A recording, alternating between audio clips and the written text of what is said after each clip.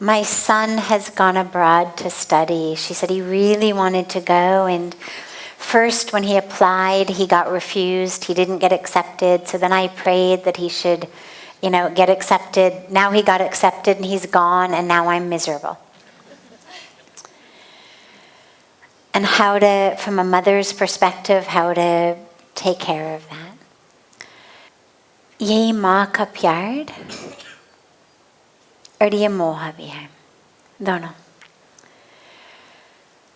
As our children grow, as parents, our duty, our dharma is to love them, but to let them go. Meaning, obviously, we're always here for them.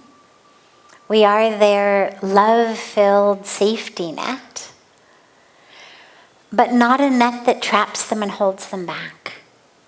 We've got to let them go. And I know it's hard, and that's your love.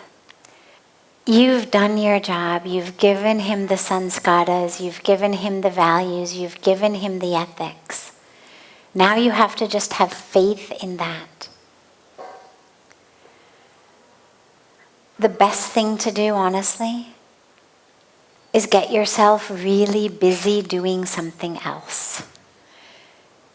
You're very young still. You've got, I imagine, a lot of skills, a lot of abilities, a lot of ways that you could help others. If we've spent 15, 20, 25 years at home being just a full-time mother, it's very, very, very difficult to figure out, well, now what? But that's exactly what you need to do. Get busy. Use your skills, use your ability, use your time in service of others. Whether it's tutoring children, poor children at a school, whether it's working with women, whether it's working with girls, whether it's feeding the homeless, whatever it may be, if all you know how to do is cook food and take it outside and feed people who are hungry. So even if you don't have any other skills, cook food, take it out and feed poor people. If you can teach reading, if you helped your son with his homework, if you taught him to read, if you know basic math, volunteer as a tutor for kids in poor areas. We have so many of these, the government Anganwadis, which are the government schools in slum areas, which are fine as far as, a government primary education goes. The dilemma is with kids who are really poor, they don't always get it. And if you don't give them a lot of extra tutoring,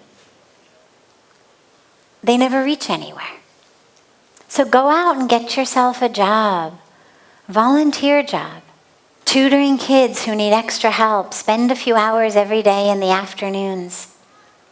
Or help out and, get a volunteer job helping out in some NGO or government school or whatever where they're teaching kids.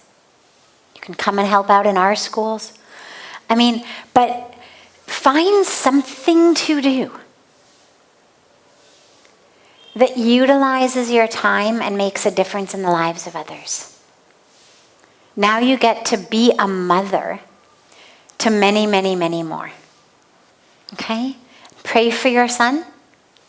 Just hold him in your heart, hold him in your prayers, but don't call him every 5 minutes.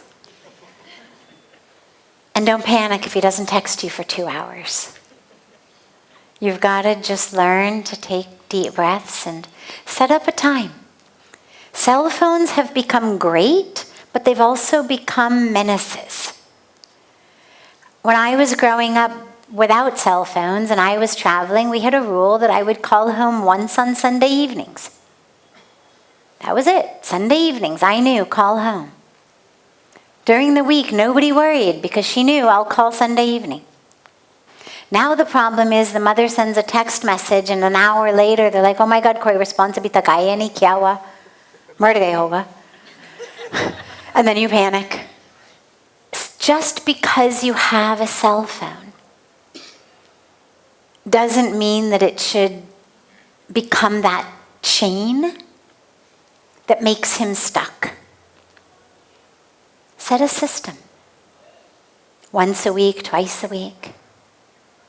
Set a time. And other than that, busy yourself in other areas. If he needs you, you're always there. But don't message him every hour. Don't ask him if he's had lunch or dinner and what he ate every day. Let him be. Or you can ask him, but just don't worry if he doesn't respond. And tell him that it's okay if he doesn't respond. नहीं तो he becomes worried. Oh, माँ को बहुत परेशान हो जाएगा. I was in the middle of this, my God, message अभी देखा. My mother must be very worried. Then you're sitting here, but you're causing him stress over there. You've managed to project your stress thousands of miles across the oceans. Don't do that. Let him enjoy. Manage your stress here. Okay?